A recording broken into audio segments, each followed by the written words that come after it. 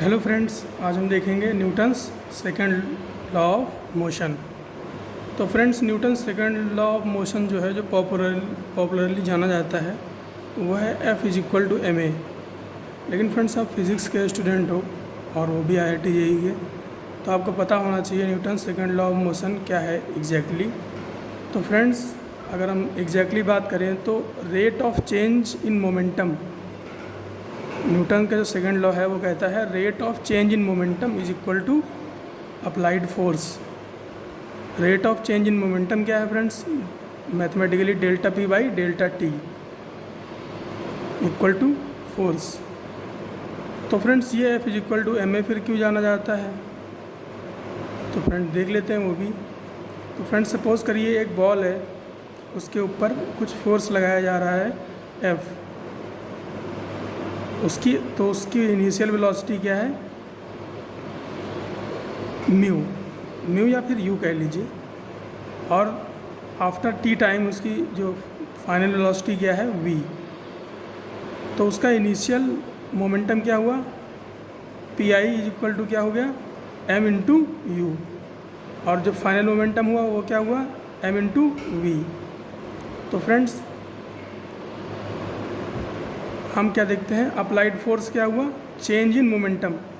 हमने क्या बोला था? Change in momentum. तो मोमेंटम में चेंज कितना हुआ?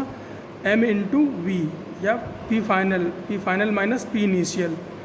तो पी फाइनल क्या है? m into V, M into V minus M into U divide by T. तो ये क्या हो गया? m into V minus U by T. तो v minus U by T क्या होता है? Rate of change of velocity. तो ये हम एक्सीलरेशन बोलते हैं। तो फ्रेंड्स, ये क्या हो गया? ये हो गया एक्सीलरेशन। तो इसको हम क्या लिख सकते हैं? a। तो इस तरह से फ्रेंड्स ये आता है F is equal to M A. F is equal to M A. अब ऐसा होता क्यों है? अब हम लेकिन ऐसा क्यों कह रहे हैं कि rate of change in momentum? Friends, मान लीजिए अगर चेंज इन मास हो रहा है, अगर मास कांस्टेंट है, तब तो हम कहते हैं F is equal to M A, वो फिर एप्लीकेबल होता है। लेकिन अगर चेंज इन मास है, सब जैसे कि हो सकता है किसी रॉकेट में, आप देख सकते, ये मैंने एग्जांपल बनाया है, तो ये मान लीजिए एक रॉकेट है जिसमें से एग्जॉस्ट गैस निकल रही है। तो फ्रेंड्स, उस केस में फिर क्या होता है कि ये F is equal to M A applicable नहीं होता है। तो उस केस में कौन सा फॉर्मूला एप्लीकेबल होता है? Rate of change in momentum equal to applied force. अब क्या होता है? मास चेंज कैसे होता, मास कैसे चेंज हो सकता है? तो फ्रेंड्स, अगर कोई ऑब्जेक्ट है जिसकी वेलोसिटी लाइट की स्पीड के कंपेरेबल हो गई, लाइट की स्पीड के कंपेरेबल हो गई, तो क्या होगा? उसका मास का जो फॉर्मूला होता है, या उसका जो एक्चुअल मास होता है, वो चेंज हो जाता है। ऐसा आइंस्टीन ने प्रूव किया हुआ है। और इसका फॉर्मूला क्या होता है? Actual mass is equal to mass divide by 1 minus V square by C square का होल रूट। तो फ्रेंड्स, अगर हम देखें v is equal to C by two, या फिर लाइट की हाफ वेलोसिटी पे अगर हम देखें मास कितना आता है, तो वो आता है 2/√3 टाइम्स हो जाता है एक्चुअल मास का। तो एक ये केस है। या फिर हम ऐसा कह सकते हैं कि जो एक्चुअल मास है उससे जो है बढ़ा हुआ मास हमें प्राप्त होता है। इसके बाद फ्रेंड्स, अगर कोई मास जो है 5% से चेंज हो गया है, तो उस केस में हम जो है, जो न्यूटन का सेकंड लॉ है, वो हम ये वाला फार्मूला यूज़ करते हैं। अब फ्रेंड्स, इसके बाद हम देख लेते हैं differential form of Newton's second law. Differential form क्या है फ्रेंड्स? ये एक यूनिवर्सल फार्मूला है। ये एक यूनिवर्सल फार्मूला है, मतलब ये तो आप कहीं भी लगा सकते हो, मास चेंज हो रहा हो, वेलोसिटी चेंज हो रही हो, जो भी हो रहा हो। तो ये कैसे आता है? तो ये होता है rate of change differential form में डी बाई डी टी में अगर हम p को रखें mv, तो वहाँ से क्या डिफरेंस, अब एक बार v डिफरेंशिएट होगा, एक बार m डिफरेंशिएट होगा, तो उससे हमें क्या मिलेगा? m D V by D T plus V D M by D T. तो ये जो होता है, ये यूनिवर्सल फार्मूला होता है, ये हर जगह एप्लीकेबल होता है। तो अब फ्रेंड्स, हम एप्लीकेशन देखते हैं न्यूटन्स सेकंड लॉ के। तो फ्रेंड्स, पहले कुछ बेसिक कॉन्सेप्ट्स देख लेते हैं। तो बेसिक कॉन्सेप्ट्स में क्या है, सपोज़ करिए एक ब्लॉक है जिसका मास m है, ग्राउंड पे रखा हुआ है और उसके ऊपर प्लस x डायरेक्शन में, देखिए मैं हर बार plus x minus x direction इसलिए बताता हूँ ताकि चीज़ें ज़्यादा क्लियर रहें। तो इसको मैं प्लस x डायरेक्शन बोल रहा हूँ। तो एक ब्लॉक है जो कि ग्राउंड पे रखा हुआ है और उसके ऊपर प्लस x डायरेक्शन में एक फोर्स F अप्लाइड है, तो इसका एक्सीलरेशन कितना होगा। तो फ्रेंड्स हमें पता है जिस डायरेक्शन में फोर्स अप्लाइड है उसी डायरेक्शन में एक्सीलरेशन होगा। तो फ्रेंड्स इसका अगर हम फ्री बॉडी डायग्राम बनाएं इस ब्लॉक का, तो कैसे बनेगा। इस ब्लॉक के ऊपर एक नीचे की तरफ यानी कि अर्थ के कोर की तरफ एक फोर्स ग्रेविटेशनल फोर्स लग रहा होगा, तो उसकी वजह से एक फोर्स नीचे की तरफ हम मान लेते हैं क्या, mg। ये मास m है तो एक फोर्स नीचे की तरफ लग रहा होगा mg, और इस ग्राउंड की वजह से एक नॉर्मल रिएक्शन होगी। इस ग्राउंड पे जिस ग्राउंड पे रखा हुआ है उस पर एक नॉर्मल रिएक्शन होगी, तो उसको हम n मान लेते हैं। और फॉरवर्ड डायरेक्शन यानी कि प्लस x डायरेक्शन में एक फोर्स अप्लाइड है F। तो ये 3 फोर्स जो हैं इस ऑब्जेक्ट के ऊपर लगे हुए हैं, 3 फोर्स लगे हुए हैं और चौथा कोई फोर्स पॉसिबल नहीं है, फ्रिक्शन की अभी कोई बात नहीं हो रही है। तो फ्रेंड्स हमें पता है कि ये जो ब्लॉक है ये ऊपर नीचे मूव नहीं कर रहा है। इसका मतलब क्या हुआ, इसका मतलब ये हुआ कि ये जो नॉर्मल रिएक्शन है ये इस mg को बैलेंस किए हुए है, इसीलिए n = क्या हो जाएगा mg। एक तो ये बात हो गई।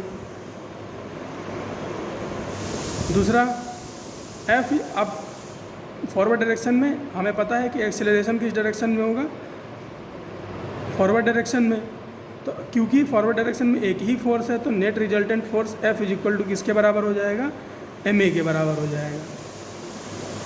तो यहाँ से एक्सेलरेशन की वैल्यू कितनी आ जाएगी, F/m। तो फ्रेंड्स ये बहुत ही बेसिक एग्जाम्पल था। इसके साथ साथ एक नोट भी आप याद रखें तो बेहतर होगा। On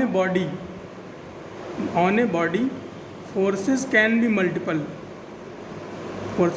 multiple but acceleration will be only one. That means acceleration A = F net divided by m. m means mass. तो फ्रेंड्स ऐसा हो सकता है कि इस बॉडी के ऊपर फोर्स लग रहा हो, ऐसा फोर्स लग रहा हो, ऐसा फोर्स लग रहा हो, ऐसा, लेकिन इसका एक्सीलरेशन केवल एक ही होगा। तो फ्रेंड्स एक ये केस था। इसके अलावा दूसरा केस देखते हैं।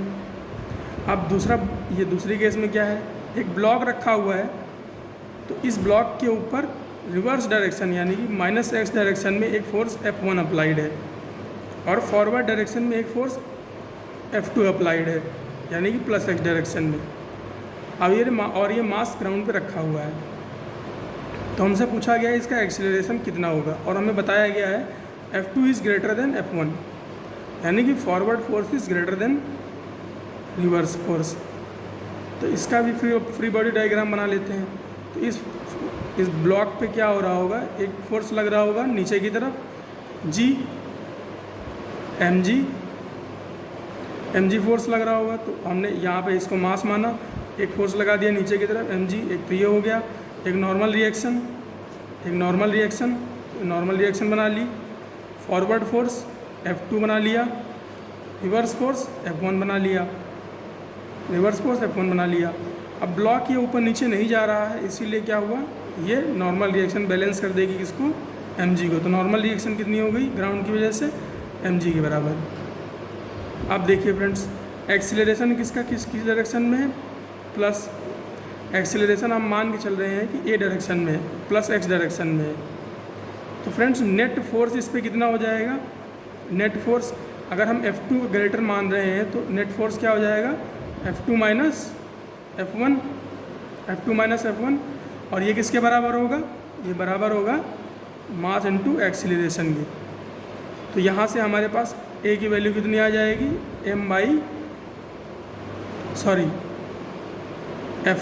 F2 माइनस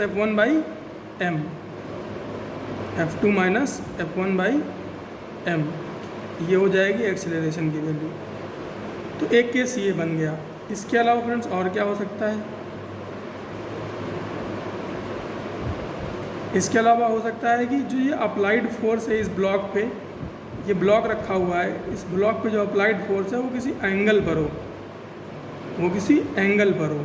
सपोज करते हैं हॉरिजॉन्टल से थीटा डिग्री के एंगल पर है, तो उस केस में क्या होगा, उस केस में हम क्या करेंगे फ्रेंड्स, इस फोर्स के हॉरिजॉन्टल और वर्टिकल कंपोनेंट ले लेंगे, हॉरिजॉन्टल और वर्टिकल कंपोनेंट ले लेंगे।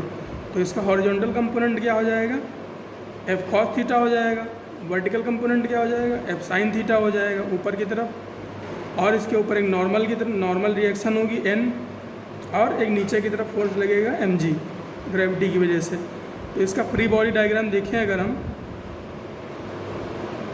इसका फ्री बॉडी डायग्राम देखें तो नॉर्मल रिएक्शन हमने ले ली एन ऊपर की तरफ, एक force upward force F sine theta या vertical component of force, horizontal component of force F cos theta in plus x direction, और डाउनवर्ड फोर्स एम जी। तो नॉर्मल इसकी अगर हम नॉर्मल रिएक्शन की बात करें, क्या अगर हम बात करें तो ये देखिए N plus F sine theta, N plus F sine theta किसके बराबर होगा, एम जी के। क्यों, क्योंकि ऑब्जेक्ट जो है ऊपर नीचे नहीं जा रही है, तो यहाँ से normal reaction due to ground कितना हो जाएगा, M G minus F sine theta, M G minus F sine theta. एक तो ये यहाँ से नॉर्मल रिएक्शन आ गई।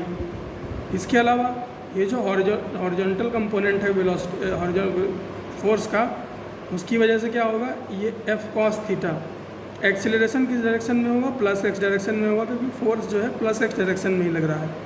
तो एफ कॉस थीटा जो है वो किसके बराबर होगा, मास इनटू एक्सीलरेशन के। तो यहाँ से एक्सीलरेशन की वैल्यू क्या आ जाएगी, F cos theta by M.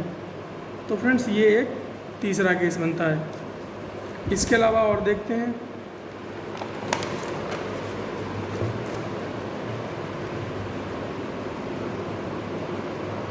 अब हमसे कहा जा रहा है कि एक ब्लॉक है 5 kg का, उसके ऊपर फोर्स लग रहा है एक प्लस एक्स डायरेक्शन में 20 न्यूटन का फोर्स लग रहा है हॉरिजॉन्टल से 37 डिग्री पर, और एक 10 न्यूटन का फोर्स लग रहा है 53 डिग्री के एंगल पर। 10 न्यूटन का फोर्स लग रहा है 53 डिग्री के एंगल पर, हॉरिजॉन्टल से 53 डिग्री के एंगल पर। तो हमसे पूछा है find normal reaction due to ground and acceleration. तो फ्रेंड्स अब इसमें क्या करेंगे, तो यहाँ पर भी हम फोर्स को ब्रेक करेंगे हॉरिजॉन्टल और वर्टिकल कंपोनेंट्स में। तो ये जो फॉरवर्ड फोर्स है, दोनों ही फोर्सेस यहाँ पे फॉरवर्ड है, बस डिफरेंट एंगल पर हैं। तो ये जो 20 न्यूटन का जो फोर्स है, ये जो 20 न्यूटन का फोर्स है, इसका हॉरिजॉन्टल कंपोनेंट क्या हो जाएगा, फॉरवर्ड डायरेक्शन में 20 cos 37, हॉरिजॉन्टल डायरेक्शन में 20 cos 37, और वर्टिकल डायरेक्शन में 20 sin 37, वर्टिकली अपवर्ड डायरेक्शन में 20 sin 37। तो एक तो ये फोर्स हो गया। इसके अलावा इसके ऊपर एक नॉर्मल रिएक्शन लग रही होगी, तो हमने नॉर्मल रिएक्शन को भी ड्रॉ कर लिया, डायरेक्टली अपवर्ड बना लिया, और एम जी नीचे की तरफ लग रहा होगा। इसके अलावा ये जो 10 न्यूटन का फोर्स था, उसके दो कंपोनेंट होंगे। अब ये कैसे ब्रेक होगा, अब देखिए यहाँ पर ये फोर्स जो है ये कुछ ऐसे लग रहा है, ये 53, ये 10 न्यूटन। इसको कैसे ब्रेक करें, तो इसको ऐसे ब्रेक करते हैं, ये एक तो इसका हॉरिजॉन्टल कंपोनेंट हो जाएगा और एक वर्टिकली डाउनवर्ड कंपोनेंट हो जाएगा। हॉरिजॉन्टल कंपोनेंट क्या होगा, 10 cos 53, और वर्टिकल कंपोनेंट क्या हो जाएगा, 10 sin 53। वही मैंने यहाँ पे लिखा है, ये देखिए ये 10 sin 53, ये जो 10 sin 53 लिख रहा है ये वर्टिकली डाउनवर्ड है, और ये जो 10 cos 53 है ये क्या है, हॉरिजॉन्टली फॉरवर्ड है। तो अब ये सारे फोर्सेस जो हैं ये आप देख रहे हैं, इनको फ्री बॉडी डायग्राम में लिख लेते हैं। तो ये अगर हम ऑब्जेक्ट का सेंटर माने तो एक नॉर्मल रिएक्शन ऊपर की तरफ, एक वर्टिकली अपवर्ड 20 sin 37 20 न्यूटन की वजह से, और वर्टिकली डाउनवर्ड एक तो mg हो गया, दूसरा वर्टिकली डाउनवर्ड 10 sin 53 ये 10 न्यूटन की वजह से, और हॉरिजॉन्टली फॉरवर्ड 20 cos 37 20 न्यूटन के हॉरिजॉन्टली फॉरवर्ड कंपोनेंट हो जाएगा उसका, और ये 10 cos 53 हो जाएगा 10 न्यूटन की वजह से हॉरिजॉन्टल कंपोनेंट। अब यहाँ से इसको बैलेंस कर लेते हैं। सबसे पहले हम वर्टिकल फोर्सेस को बैलेंस करते हैं। तो ऊपर के वर्टिकली अपवर्ड फोर्सेस कौन कौन से हैं? नॉर्मल प्लस 20 sin 37, ये इक्वल टू किसके बराबर? ये किसके इक्वल टू हो जाएगा? 10 sin 53 plus mg, m into G. तो यहाँ से नॉर्मल क्या आ जाएगा? n प्लस 20 इंटू 3/5, 37 की वैल्यू 3/5 इक्वल टू 10 इंटू 4/5, 4/5 किसकी वैल्यू है? sin 53 की, प्लस 5 इंटू 10 50 हो जाएगा। यहाँ से n plus 12 is equal to 8 plus 50, यहाँ से नॉर्मल रिएक्शन की वैल्यू कितनी आ जाएगी? 46 न्यूटन।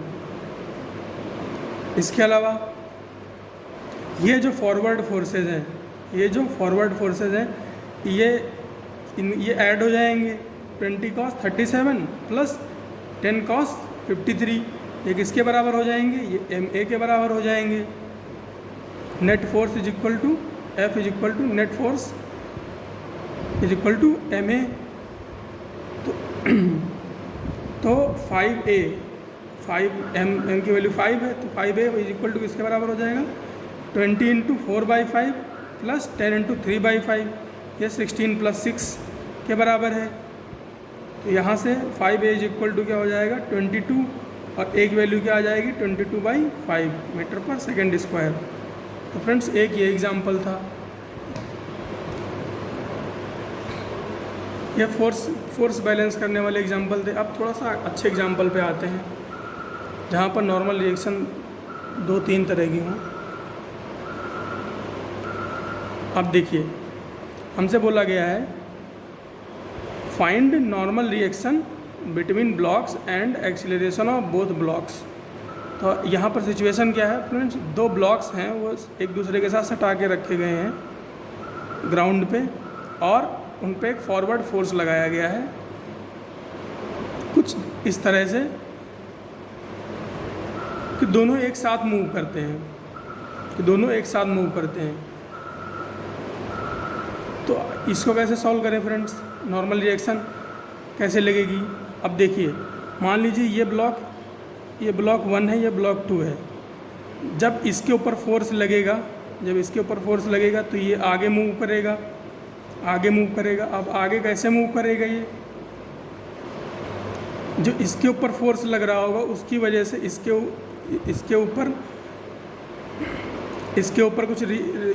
ऊपर अप्लाई करेगा वही फोर्स, तो उसकी वजह से एक ऑपोजिट नॉर्मल रिएक्शन लगेगी ब्लॉक 1 पर। तो इस तरह से ब्लॉक 1 और ब्लॉक 2 एक दूसरे के ऊपर नॉर्मल रिएक्शन अप्लाई करेंगे, और ये दोनों ही नॉर्मल रिएक्शन बराबर होंगी, या कह लो आप इक्वल और अपोजिट होंगी। तो फ्रेंड्स इसको सॉल्व कैसे करें? तो इसको सॉल्व करने का सबसे बेहतर तरीका ये है कि ये ब्लॉक्स को अलग अलग देख लो। तो पहले मान लेते हैं ये एक ब्लॉक M1 है, ब्लॉक M1 पे कौन कौन से फोर्स लग रहे हैं? तो एक तो फोर्स F लग रहा है, दूसरा normal reaction due to block 2 N' लग रहा है, एक नीचे की तरफ mg लगेगा, M1g जिसको बोलते हैं, और एक अपवर्ड नॉर्मल रिएक्शन लगेगी ग्राउंड की वजह से। इसका फ्री बॉडी डायग्राम बनाए तो कैसे बनेगा? ये अगर सेंटर माने तो एक M1g नीचे की तरफ लग रहा होगा, ये एक फॉरवर्ड फोर्स F लग रहा होगा, नॉर्मल रिएक्शन बैकवर्ड फोर्स, और एक नॉर्मल रिएक्शन अपवर्ड। तो फ्रेंड्स क्योंकि ये ऑब्जेक्ट ऊपर नीचे नहीं जा रही है, तो जो वर्टिकल फोर्सेज हैं वो एक दूसरे को बैलेंस करेंगे। इसका मतलब क्या होगा? नॉर्मल रिएक्शन जो होगी ग्राउंड की वजह से वो M1g के बराबर हो जाएगी। एक तो ये बात हो गई। दूसरा, नेट फोर्स की अगर बात करें तो वो कितना है? क्योंकि ये एक्सीलरेशन फॉरवर्ड डायरेक्शन में ही है ऐसा कुछ, तो नेट फोर्स क्या हो जाएगा, F माइनस एन डैश, ये अपोजिट डायरेक्शन में है तो माइनस हो जाएगा इसमें से, F माइनस एन डैश, ये क्या हो जाएगा इक्वल टू M1A। तो एक इक्वेशन यहाँ से बन जाएगी। इसके बाद देखिए दूसरे ब्लॉक की अगर बात करें, दूसरे ब्लॉक की बात करें तो इसके ऊपर कौन कौन से फोर्स लग रहे हैं, इसके ऊपर ब्लॉक 1 की वजह से नॉर्मल रिएक्शन लग रही है फॉरवर्ड डायरेक्शन में, और ग्राउंड नीचे की तरफ M2G लगेगा, ऊपर की तरफ नॉर्मल रिएक्शन लगेगी ग्राउंड की वजह से। अब इसका फ्री बॉडी डायग्राम बना लें तो फॉरवर्ड डायरेक्शन में क्या हो गया, कौन सा फोर्स लग रहा है, normal reaction due to block 1, और ये upward normal reaction due to ground, और एक डाउनवर्ड फोर्स M2G। तो ये क्योंकि ब्लॉक ऊपर नीचे नहीं जा रहा है तो नॉर्मल फोर्स वर्टिकल फोर्स तो एक दूसरे को बैलेंस कर देंगे, तो N is equal to M2G हो जाएगा। और इसके अलावा एन डैश जो नेट फोर्स है इसका, उसी की वजह से इसमें एक्सीलरेशन आएगा, जो नेट फोर्स है इसके ऊपर अप्लाइड, उसी की वजह से इसमें एक्सीलरेशन आएगा। तो जो नेट फोर्स है N dash is equal to force applied is equal to M2A। तो यहाँ से इक्वेशन 2 मिल जाएगी हमें। तो इक्वेशन 1 और इक्वेशन 2 को अगर हम ऐड करें, F minus N dash minus M1A, ये इक्वेशन 1 है, इसको अगर ऐड करें N dash equal to M2A, दोनों को ऐड करते तो हमें क्या मिलेगा, F is equal to normal cut जाएगा, तो हमें F इज इक्वल टू क्या मिल जाएगा, M1 प्लस M2A। तो यहाँ से हमें एक्सीलरेशन मिल जाएगा, एक्सीलरेशन की क्या वैल्यू आएगी, F divide by M1 plus M2A, M1 plus M2। अब इस अगर एक्सीलरेशन की वैल्यू को हम पुट करें कहाँ पर, एन डैश में, तो एन डैश की वैल्यू क्या थी, M2A। तो एन डैश की वैल्यू यहाँ से क्या हो जाएगी, A की वैल्यू रखें F by M1 M2 into M2। तो इस तरह से हमें नॉर्मल रिएक्शन मिल गई दोनों ब्लॉक के बीच की। ये तरीका जानना इसलिए ज़रूरी है क्योंकि अगर हम डायरेक्ट भी कर सकते थे इस क्वेश्चन को, इसको अगर हम एक मान लेते ऑब्जेक्ट को, इसको दोनों ब्लॉक को अगर हम एक मान लेते तो हम डायरेक्टली अप्लाई कर सकते थे F is equal to M1 plus M2A। तो यहाँ से हमें एक्सेलरेशन मिल जाता F divide by M1 plus M2।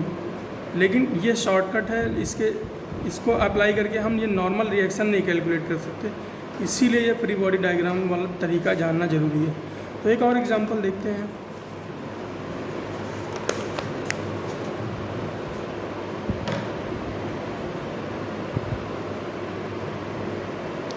अब इसमें हमसे क्या कहा जा रहा है, find acceleration and normal reaction between blocks.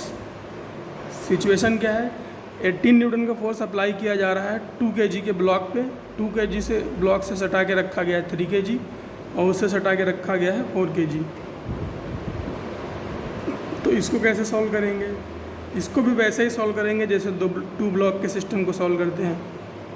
देखिए यहाँ पर ब्लॉक 1, ब्लॉक 2, ब्लॉक 3, इसको 1 मान लेते हैं, इसको 2 मान लेते हैं, इसको 3 मान लेते हैं। तो ब्लॉक 1 और ब्लॉक 2 के बीच में एक नॉर्मल रिएक्शन होगी, एक N1 जो नॉर्मल रिएक्शन हम मान रहे हैं ब्लॉक 1, 2 के बीच के, तो N1 अप्लाई कर रहा होगा 2, 1 पर, और N1 ही अप्लाई कर रहा होगा 1 पर, तो ये एक N1 हो गई नॉर्मल रिएक्शन। इसी तरह से ब्लॉक 2 और ब्लॉक 3 के बीच एक नॉर्मल रिएक्शन होगी, उसको हम मान लेते हैं N2। तो अगर हम फ्री बॉडी डायग्राम बनाएं ब्लॉक 1 का, फ्री बॉडी डायग्राम बनाएं ब्लॉक 1 का, तो क्या होगा, ऊपर नीचे वाले फोर्स M1G और normal reaction due to ground वो तो कैंसिल आउट हो जाएंगे, तो उसकी ज़रूरत नहीं है हमें, और हमसे पूछा भी नहीं है। तो हम केवल हॉरिजॉन्टल वाले फोर्सेस की बात करते हैं। तो जब हम ब्लॉक 1 की बात कर रहे हैं तो ब्लॉक 1 के ऊपर कौन कौन से फोर्स लग रहे हैं, एक तो normal reaction due to block 2, N1 लग रहा है किस डायरेक्शन में, बैकवर्ड डायरेक्शन में, तो उसको हमने N1 लिख लिया। इसके अलावा एक फोर्स लग रहा है 18 न्यूटन, किस डायरेक्शन में, फॉरवर्ड डायरेक्शन में। बस यही दो फोर्स लग रहे हैं हॉरिजॉन्टल डायरेक्शन में। तो इसकी वजह से कितना एक्सीलरेशन है, ए।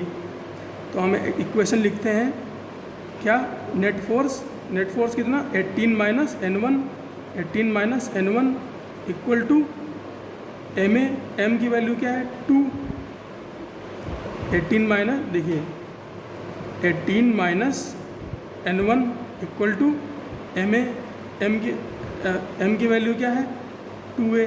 तो ये इक्वेशन बन गई। इसके बाद ब्लॉक 2 पर देखिए, ब्लॉक 2 पर कौन कौन सा फोर्स लग रहा है, एक तो n1 लग रहा है, किसकी वजह से, ब्लॉक 1 की वजह से। ये किस डायरेक्शन में, फॉरवर्ड डायरेक्शन में। भाई ब्लॉक 1 जो है n1 के ऊपर, ब्लॉक 1 जो है वो ब्लॉक 2 के ऊपर किस डायरेक्शन में फोर्स लगाएगा, प्लस ये इस डायरेक्शन में लगाएगा फोर्स। तो n1 डायरेक्शन में, तो ये n1 हो गया। इसके बाद और कौन सा फोर्स लग रहा है, ब्लॉक 3 की वजह से, ब्लॉक 2 पर ब्लॉक 3 की वजह से कौन सा नॉर्मल रिएक्शन लग रहा है, n2। किस डायरेक्शन में लग रहा है, बैकवर्ड डायरेक्शन में लग रहा है, बैकवर्ड डायरेक्शन में लग रहा है। और इसका भी एक्सीलरेशन किस डायरेक्शन में है, फॉरवर्ड डायरेक्शन में है। तो नेट फोर्स की बात करेंगे तो नेट फोर्स कितना हो जाएगा इसमें, क्योंकि एक्सीलरेशन फॉरवर्ड डायरेक्शन में है तो हमें ये मानना पड़ेगा कि n1 ग्रेटर है। तो n1 minus n2 equal to ma, m की वैल्यू कितनी है 3, तो ये कितना हो गया 3a।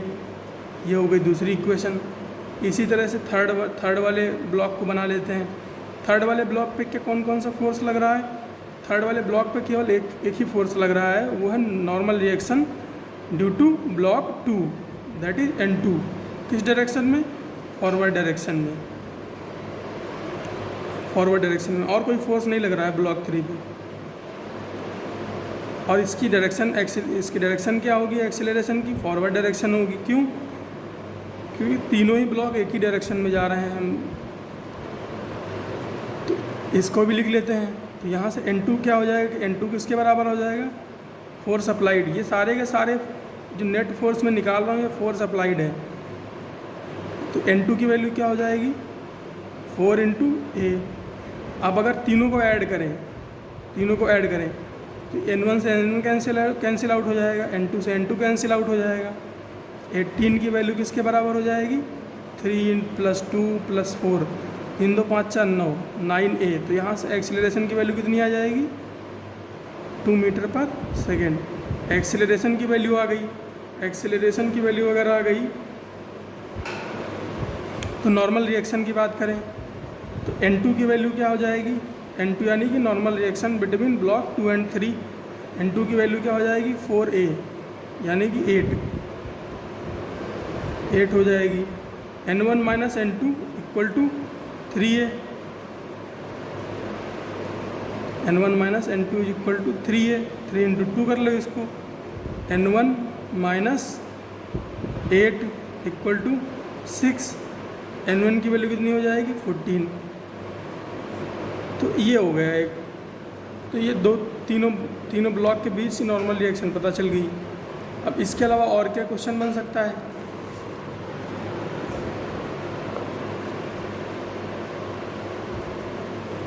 अब हमसे बोला गया है यहाँ इस क्वेश्चन में कि दो ब्लॉक हैं, एक m1 है एक m2 है।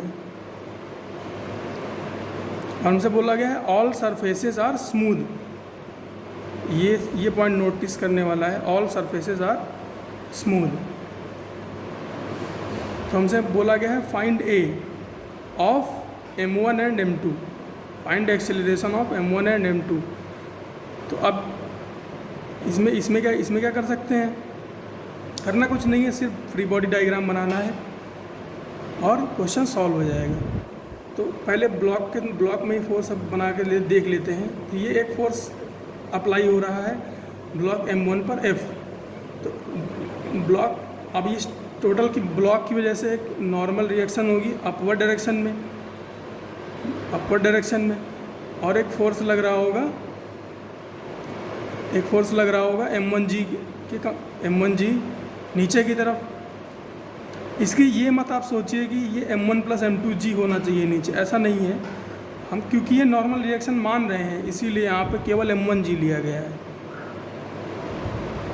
तो और इस M2 की वजह से एक नॉर्मल रिएक्शन होगी N डैश, और ये नीचे से ऊपर की तरफ भी एक नॉर्मल रिएक्शन होगी N डैश। तो अगर हम पहले वाले ब्लॉक इस वाले ब्लॉक के लिए फ्री बॉडी डायग्राम बनाएं तो कैसा बनेगा? ये अगर और सेंटर माने तो एक नॉर्मल लग रही होगी ऊपर की तरफ, और एक M1G और एक N डैश नीचे की तरफ लग रहा होगा, और एक फॉरवर्ड डायरेक्शन में फोर्स लग रहा होगा F, फॉरवर्ड डायरेक्शन में फोर्स लग रहा होगा F।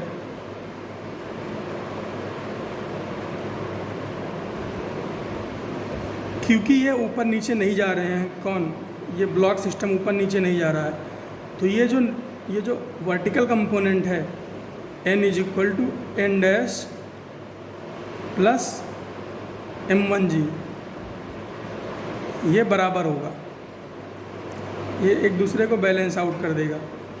और इसके अलावा हॉरिजॉन्टल में अगर देखें तो हॉरिजॉन्टल में अगर हम देखें तो क्या होगा, हॉरिजॉन्टल में कोई और फोर्स है नहीं एप्लीकेबल, तो जो फोर्स अप्लाइड होगा वो किसके बराबर हो जाएगा? M1A के बराबर हो जाएगा, M1A के बराबर हो जाएगा। इसीलिए एक्सेलरेशन क्या हो जाएगा? F/m1। एक्सेलरेशन क्या हो जाएगा? F/m1।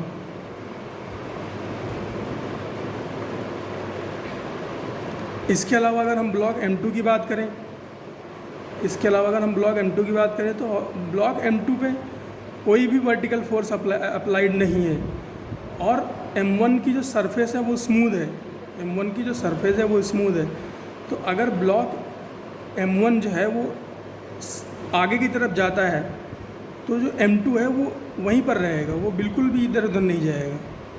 तो इसीलिए उसका जो हॉरिजॉन्टल एक्सेलरेशन है वो 0 रहेगा, और जो वर्टिकल फोर्सेस हैं वो तो बैलेंस आउट हो जाएंगे, N डैश M2G के बराबर हो जाएगा।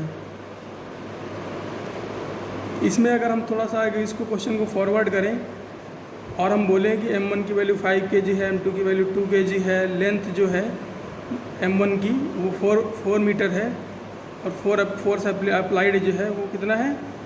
10 न्यूटन। तो बताओ कि कितनी देर बाद जो है ये ब्लॉक जो है 2 kg यानी कि M2 कितनी देर बाद जो है वो स्लिप आउट हो जाएगा M1 से स्लिप आउट हो जाएगा। तो अगर F की वैल्यू हमें पता है 10 न्यूटन और M1 की हमें वैल्यू पता है 5, तो हमें एक्सेलरेशन पता है कितना हो जाएगा? 2, एक्सेलरेशन 2 हो जाएगा। और ब्लॉक M1 की लेंथ हमें कितनी बोली गई है? 4 मीटर। उसकी लेंथ हमें बोली गई है, तो हम यहाँ पर क्या करते हैं? S = ut + ½ at² लगा लेते हैं। डिस्प्लेसमेंट कितना कराना है? 4। इनिशियल वेलोसिटी क्या है? 0। हाफ एक्सेलरेशन 2t², तो यहाँ से t² की वैल्यू 4 हो जाएगी, t की वैल्यू 2 सेकेंड आ जाएगी। 2 सेकेंड बाद जो ब्लॉक M2 है वो स्लिप आउट हो जाएगा M1 से। तो एक ये केस बनता है। इसके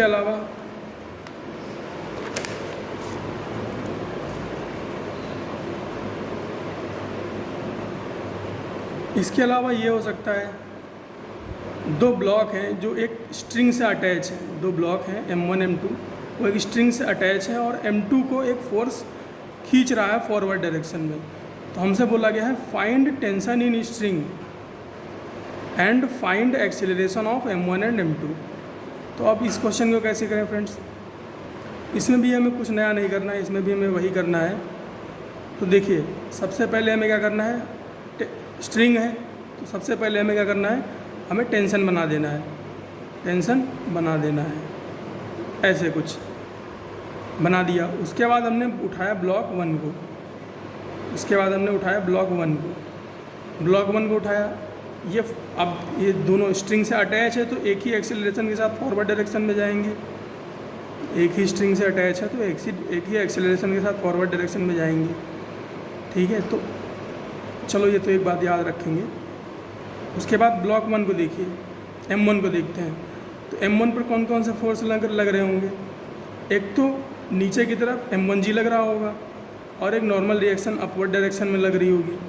इसके अलावा टेंशन T, ये अपना ये टेंशन T फॉरवर्ड डायरेक्शन में है और तो कोई फोर्स है नहीं। तो इसका फ्री बॉडी डायग्राम देखिए, इसका फ्री बॉडी डायग्राम देखिए, ये नीचे की तरफ mg लगा दिया, ऊपर की तरफ नॉर्मल रिएक्शन। ब्लॉक ऊपर नीचे नहीं जा रहा है तो m1g नॉर्मल रिएक्शन को बैलेंस कर देगा, ये बैलेंस आउट हो गया।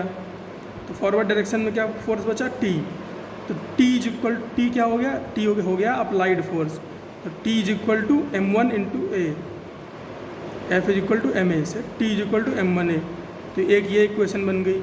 इसके अलावा अब ब्लॉक 2 को देखिए, इसके अलावा ब्लॉक 2 को देखिए। ब्लॉक 2 पे का फ्री बॉडी डायग्राम बनाएंगे तो क्या आएगा, एक तो नीचे की तरफ फोर्स लग रहा होगा M2G, एक तो नीचे की तरफ फोर्स लग रहा होगा M2G, एक ऊपर की तरफ नॉर्मल रिएक्शन N, ऊपर नीचे जा नहीं रहे तो ये बैलेंस आउट हो गए। ये फॉरवर्ड डायरेक्शन में फोर्स F लग रहा है, ये जैसा कि दिखाया गया खींच रहा है, और ये बैकवर्ड डायरेक्शन में टेंशन T लग रहा है। नेट फोर्स कितना हो गया, F माइनस T, किसके बराबर होगा, M2A। भाई net force is equal to MA, ये किसके बराबर हो जाएगा, M2 into A। F minus T is equal to M2 into A। दूसरी इक्वेशन बन गई।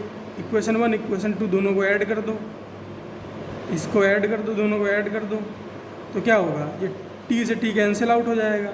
F इज इक्वल टू क्या आएगा, M1 प्लस M2A। तो A इज इक्वल टू क्या हो गया, F by M1 plus M2। ये एक्सेलरेशन आ गया। एक्सेलरेशन आ गया, एक्सेलरेशन से टेंशन निकाल लो। एक्सेलरेशन से टेंशन कैसे निकलेगी, T is equal to M1A। तो A की वैल्यू क्या है, M1 इंटू A की वैल्यू क्या है, F by M1 plus M2। तो ये टेंशन की वैल्यू आ गई, तो एक्सेलरेशन निकल गया, टेंशन निकल गया। एक तो ये तरीका हो गया। इसके बाद अब इसमें 3 ब्लॉक लगा दिए उसने, M1, M2, M3। अब कैसे करें, देखो फ्रेंड्स, ब्लॉक कितने भी लगा दे, जब तक कि वो ये सारे के सारे स्ट्रिंग से एक साथ अटैच हैं, तब तक कि इनका सबका एक्सीलरेशन एक ही रहेगा। ये भी एक्सीलरेशन से चलेगा, ये भी एक ही एक्सीलरेशन से चलेगा। तो अब नेट एक्सीलरेशन क्या हो जाएगा, A is equal to F by M1 plus M2 plus M3। लेकिन एक चीज़ और नोटिस करने वाली है, ये स्ट्रिंग और ये स्ट्रिंग अलग अलग है, तो इसमें जो टेंशन होगा वो इसमें अलग नहीं होगा। मतलब कि T1 is not equal to T2।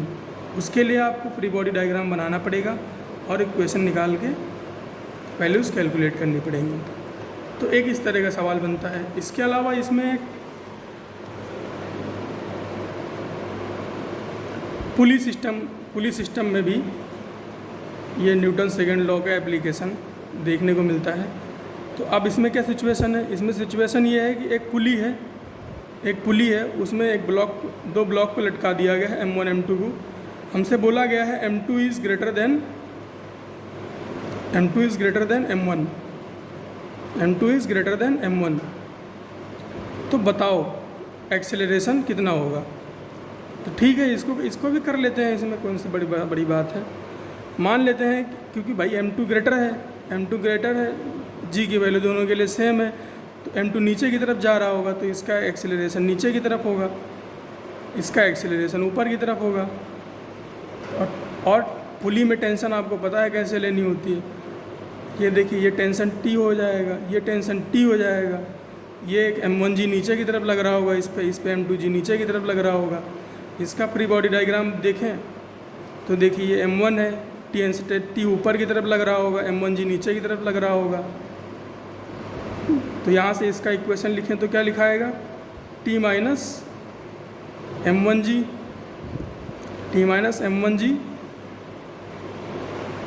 Equal to M1A, ये लिखा जाएगा। दूसरे अगर इसकी बात करें तो इसका फ्री बॉडी डायग्राम कैसे बनेगा, टेंशन ऊपर की तरफ, M2G नीचे की तरफ, एक्सेलरेशन नीचे की तरफ।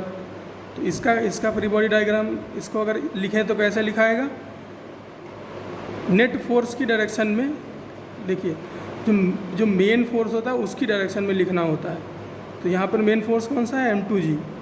तो M2G minus T equal to m2a, तो ये दूसरी इक्वेशन बन जाएगी।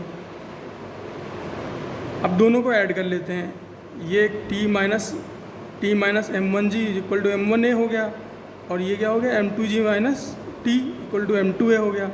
इसको अगर हम दोनों को ऐड करेंगे तो t से t कैंसिल आउट हो जाएगा, ये क्या बनेगा m2g minus m1g equal to m1 plus m2a। यहाँ से एक्सीलरेशन की वैल्यू क्या आ जाएगी, m2 minus m1 divide by m2 plus m1 into G. एक यहाँ से इसकी वैल्यू ये आ गई,